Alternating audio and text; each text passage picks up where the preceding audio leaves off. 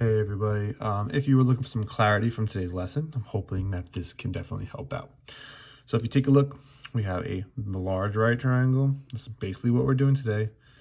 We have a right angle up here, and we have the altitude, right? Altitude, aka the height of the triangle.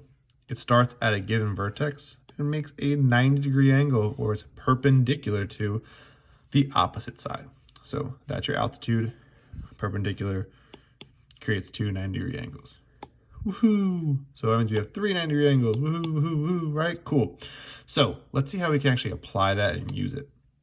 The first thing is let's take a look at this problem. We have triangle A, B, C.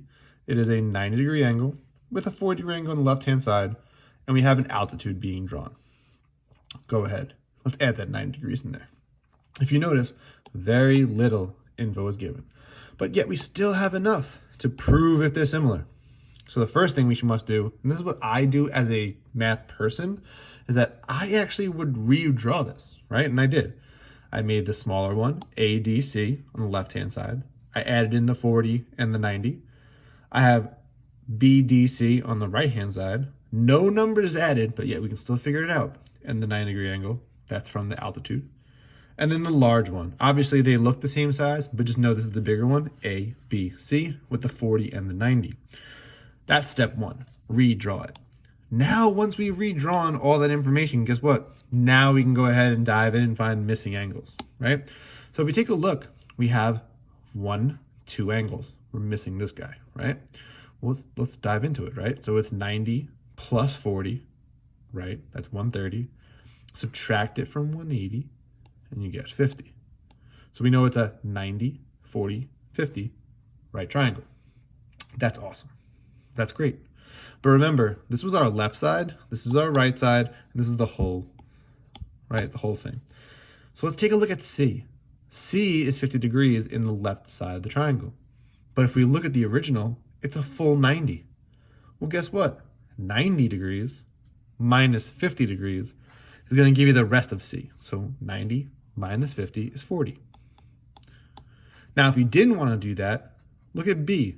B and B, they are the exact same angle. There's no subtraction necessary to determine which portion of B there is.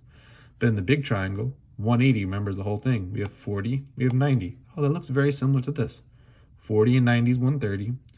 Minus it from 180 gives us another 50. And look at that.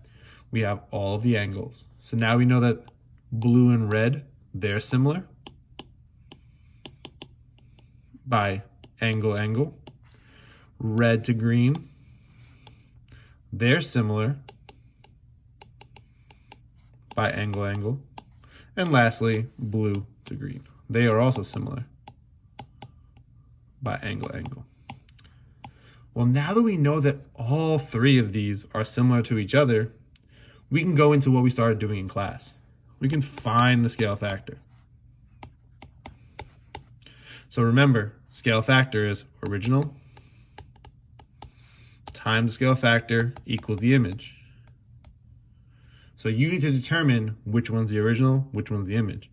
If you want a shortcut, scale factor is equal to the image distance divided by the original. If you can set up that fraction, that'll help you find the scale factor every time. So I don't want to go too far because we didn't get any further than this in the lesson.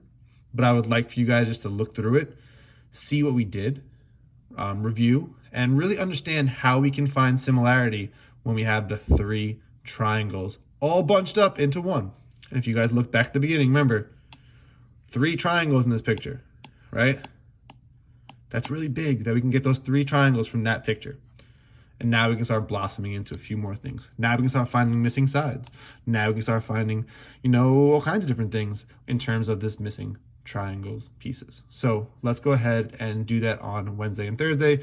I hope you guys have a great night and stay safe. Love you guys all. Talk to you later. Bye.